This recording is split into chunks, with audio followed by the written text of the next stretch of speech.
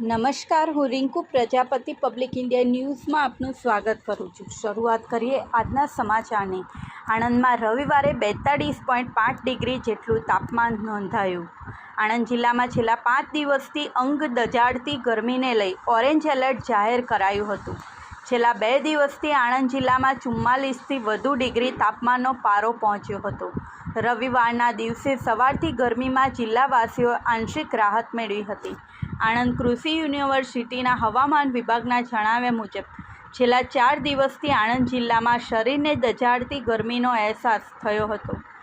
છેલ્લા 2 દિવસથી જિલ્લાનું મહત્તમ તાપમાન 44 ડિગ્રીથી વધુ નોંધાયું હતું। રવિવારના રોજ હવામાન ખાતાના જણાવ્યા મુજબ આણંદમાં મહત્તમ તાપમાન 42.5 ડિગ્રી નોંધાયું છે, જ્યારે લઘુત્તમ તાપમાન 30 ડિગ્રી નોંધાયું હોવાના અહેવાલ જણાવ્યા છે।